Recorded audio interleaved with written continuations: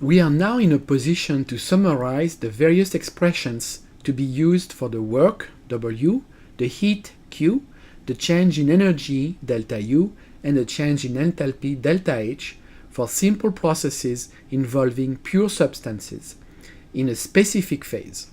That is, processes that involve heating or cooling, expansion or compression, but not chemical reactions nor phase changes, which we will discuss in more depth in upcoming chapters.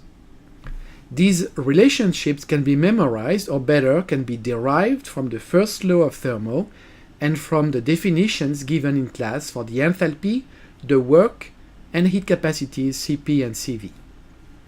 For the heating or cooling and compression or expansion of any ideal gas, we can always express the change in enthalpy as the product of the number of moles by the molar heat capacity by the difference between the final temperature and initial temperature.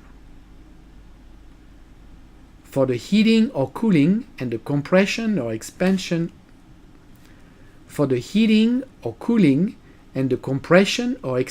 of any ideal gas, we can always express the change in enthalpy as the product of the number of moles by the molar heat capacity at constant pressure and by the difference between the final temperature and the initial temperature. Under these conditions, the change in energy, delta U, is written as the product of the number of moles, the molar heat capacity at constant volume, and the difference in temperature between final and initial temperatures.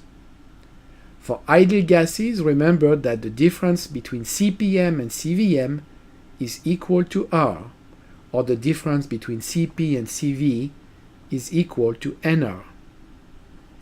Now, for isobaric processes or constant pressure processes involving heating or cooling, the volume and the temperature of the substance will change. The heat Q sub P is equal to the change in enthalpy and is equal to the product of the number of moles N, the molar heat capacity C sub P M at constant pressure, the difference between the final temperature and the initial temperature, Tf minus Ti. The change in energy, delta U, is equal to W plus Q sub P. The work, W, is equal to the product of minus P times the difference between the final and the initial volume. Note that for isobaric processes, P is equal to P external is equal to constant. Now, if the isobaric process is carried out on an ideal gas, we can also write delta U is equal to N times CVM times delta T. This equation, however, is not applicable to other substances than ideal gases when the pressure is constant. For isochoric processes, or processes occurring at constant volume, heating or cooling, the pressure and the temperature of the substance will change. The expansion-compression work is equal to 0 since there are no changes in volume, that is, delta V equals to 0. The heat Q sub V is now equal to the change in energy since W is equal to 0. QV equals delta U equals the product of the number of moles N, the molar heat capacity at constant volume C sub Vm, the difference in temperature Tf minus Ti. Again, if the substance is an ideal gas, we can also write delta H is equal to N CPM times delta T. This equation would not be applicable for other types of substances. For isothermal constant temperature, expansion or compression processes, the volume and the pressure of the substance will change.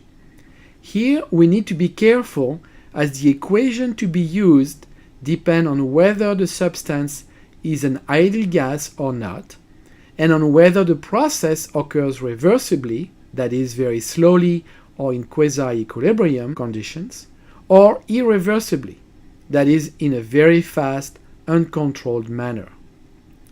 For the fast expansion compression of any substance under a constant external pressure, we can write W equals minus P external times V final minus V initial.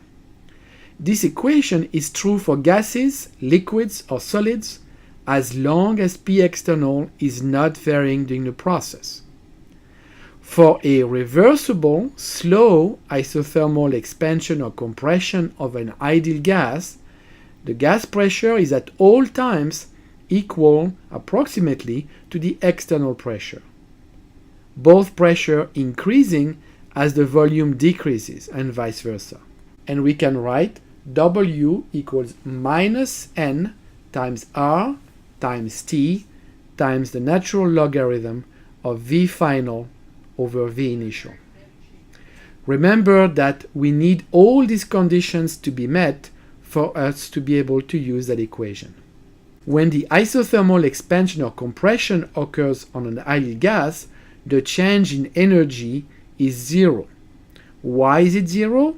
Because for an ideal gas there is no intermolecular potential energy. The internal energy of an ideal gas is only kinetic and depends only on temperature. So the energy of an ideal gas does not change if the temperature does not change. So according to the first law, the heat Q is minus the work W for the expansion compression of an ideal gas, reversible or not. For other substances, there is no simple relationship between Q and W. For ideal gases undergoing an isothermal expansion or compression, the change in enthalpy is also equal to zero because H is equal to U plus PV.